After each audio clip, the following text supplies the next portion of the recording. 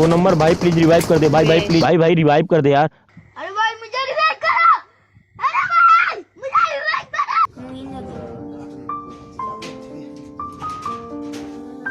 काय करू मी, काय करू?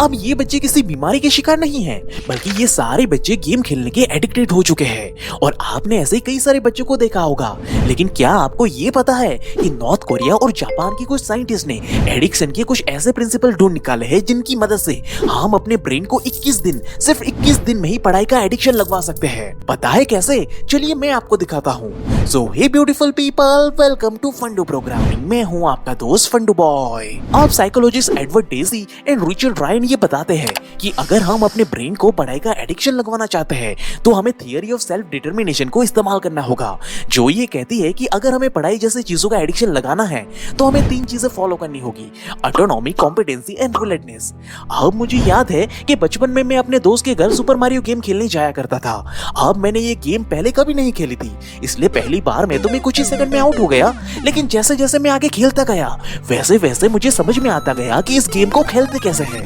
और जैसे जैसे मुझे गेम समझ में आता गया वैसे वैसे मेरी कॉम्पिटेंसी यानी कि गेम को जीतने की क्षमता भी बढ़ती गई। और देखते ही देखते मैंने और मेरे दोस्त ने मिलकर सुपर मारियो गेम के पूरे 32 लेवल्स को कंप्लीट कर लिया था। और सच बताओ तो उस समय हमें ये 32 लेवल पूरा करने के लिए टोटल 3 महीने का समय लगा था भाई।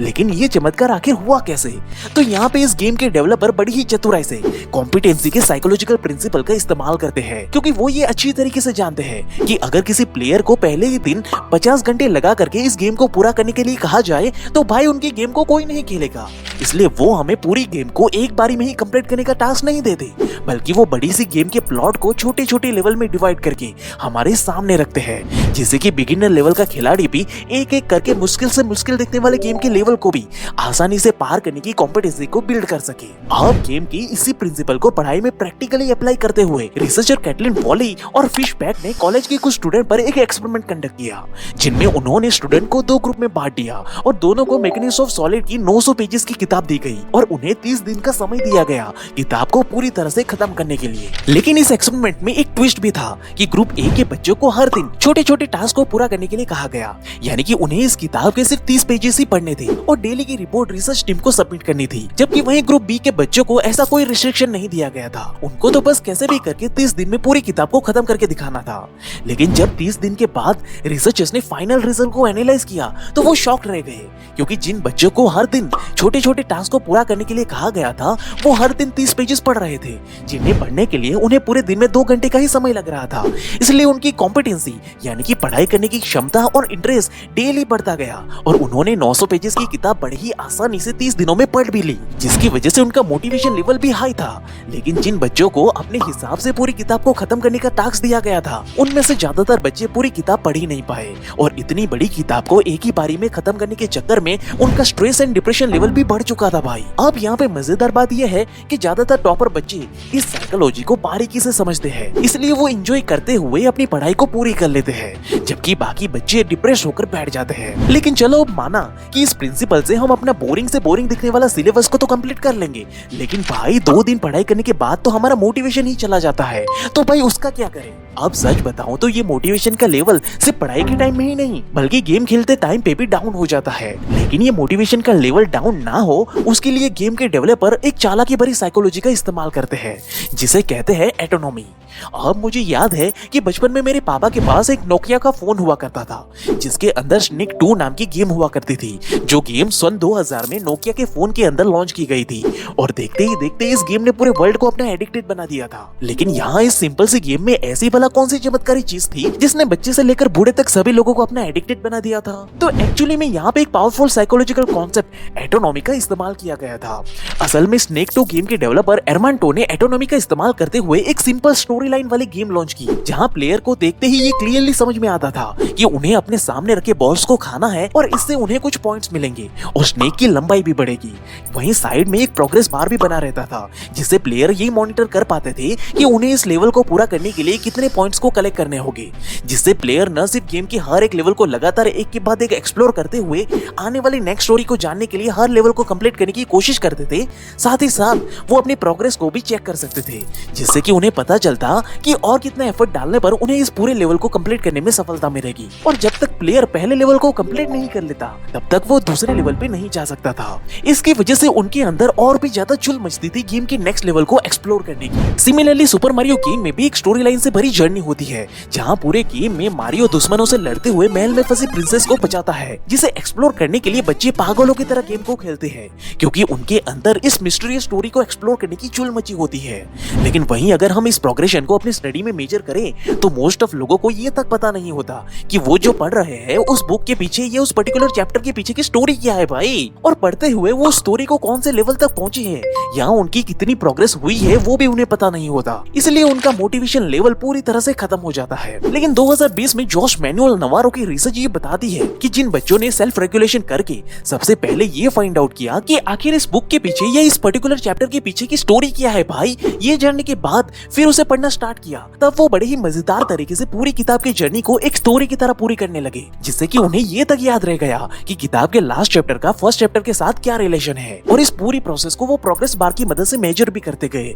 जिससे उन्हें ये भी पता चलता गया कि वो अभी इस स्टोरी में कहां तक पहुंचे हैं। और सरप्राइजिंगली वो अपने स्टडी को लेकर इतने ज्यादा मोटिवेटेड रहे कि एट द एंड उन्होंने एग्जाम में झंडे गाड़ दिए। लेकिन एक मेजर फैक्टर जो पढ़ाई और गेम को हाईली एडिक्टिव बनाता है वो है low risk and high reward. अब इसे प्रैक्टिकली प्रूव करने के लिए YouTuber and NASA engineer mark robber ने एक एक्सपेरिमेंट कंडक्ट किया। उन्होंने अपने यूट्यूब सब्सक्राइबर को एक कंप्यूटर पजल को सॉल्व करने के लिए दिया। इसमें आपको एक कार को पजल के दूसरे साइड लिखे विन वाले ब्लॉक तक पहुंचाना होता था, जिसके लिए सबसे पहले राइट साइड में लिखे इंस्ट्रक्शन को आपको सही से अरेंज करना था और फिर आपको रन बटन पर क्लिक करना होता था। अब यूं तो ये गेम देखने में काफी इंटरेस्टिंग थी, लेकिन इस गेम में एक सीक्रेट छुपा हुआ था, क्योंकि असल में मार्क ने इस गेम को डिजाइन करते वक्त गेम के 2 वर्जन बनाए थे। जहां पहले वर्जन में गेम को खेलते वक्त जब कोई प्लेयर आउट हो जाता था तब वो प्लेयर अपने स्टार्टिंग के 200 पॉइंट में से कोई भी पॉइंट लूज नहीं करता था और गेम में बस लिखा हुआ आता था कि that doesn't work, please try again. वही पजल के दूसरे वर्जन को खेलते वक्त जब कोई प्लेयर आउट हो जाता था तब उनके 200 पॉइंट में से 5 पॉइंट कट हो जाते थे।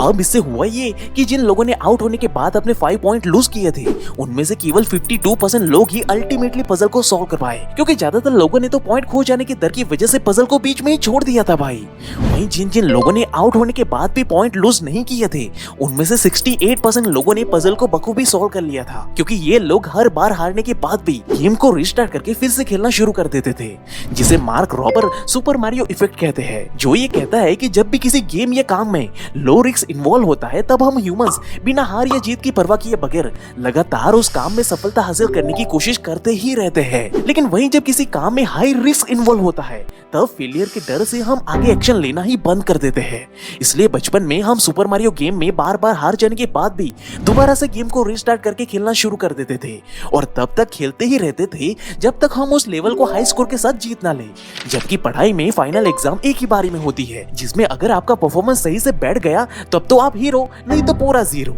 और सेम एग्जाम फिर से देने के लिए हमें 1 साल का वेट करना पड़ता है। इसलिए कोई भी बच्चा एग्जाम और पढ़ाई को गेम की तरह एंजॉय कर ही नहीं पाता, क्योंकि इसमें एक हाई रिस्क इन्वॉल्व होता है। इसलिए पढ़ाई में मॉक टेस्ट या चैप्टर वाइज टेस्ट का कॉन्सेप्ट इंट्रोड्यूस किया गया था, ताकि हर एक बच्चे को ये समझ में आए कि फाइनल गेम के लेवल को क्लियर करने के लिए हमें अभी कौन कौन से स्किल को इंप्रूव करने की जरूरत है। और रिसर्च में ये देखा गया है भाई कि जो बच्चे पढ़ाई के साथ साथ एक्चुअली में लो रिस्क वाले मॉक टेस्ट को फाइनल एग्जाम की तरह ही सीरियसली लेकर पढ़ाई करते थे, उन्होंने सही मायने में फाइनल एग्जाम में बाकी बच्चों के कंपैरिजन में ब्रिलियंट लेवल के रिजल्ट को अचीव किया है, क्योंकि वो हर बार अपने मॉक टेस्ट की गलतियों को सुधारने के लिए गेम की तरह ही अपनी पढ़ाई के लेवल को रिस्टार्ट करके दुगने फोकस के साथ फिर से पढ़ाई करने लग जाते थे। वहीं अगर हम हाई रिवॉर्ड की बात करें तो आज से कुछ साल पहले temple run, PUBG, free fire, tin पत्ती, सबवे सर्फर और कैंडी क्रश जैसी गेमों ने लोगों के ब्रेन को भयंकर तरीके से एडिक्टेड बना दिया था, क्योंकि इन सारी गेम में एक कॉमन पैटर्न थी, encourage the competition between users. अब इससे होता ये था कि लोग अपने फेसबुक या बाकी अकाउंट से लॉगिन करके अपने दोस्तों को नोटिफिकेशन भेजकर उनके साथ कंपटीशन में गेम खेलते थे। और इसमें अगर किसी दोस्त ने हायर लेवल का स्कोर सेट कर दिया हो तो उसे तोड़ने के लिए बाकी दोस्त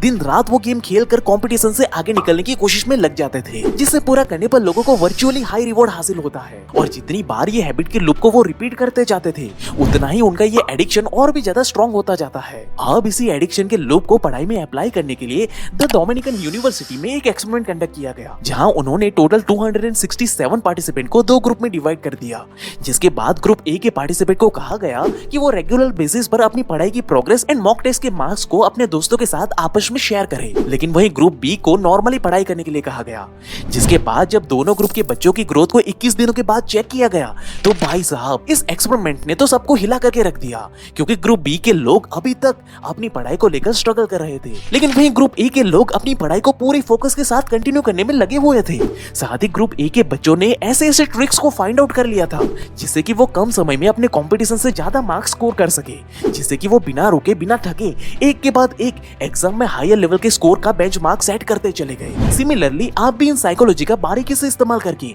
अपने ब्रेन को एडिक्टेड करके सिर्फ 21 दिन में ही 95% लोगों से आगे निकल सकते हो। लेकिन पढ़ाई के साथ साथ अगर आप ये भी जानना चाहते हो कि आखिर 1 मिनट में आप अपने ब्रेन पावर को कैसे बूस्ट कर सकते हो तो ये लेफ्ट वाली वीडियो को अभी चेक करें। बाकी आपको हमारी ये वीडियो कैसी लगी हमें कमेंट करके जरूर बताना, और ऐसे ही लाइफ चेंजिंग वीडियो हर हफ्ते देखने के लिए हमारे चैनल को अभी सब्सक्राइब करें। And at last thank you for watching guys.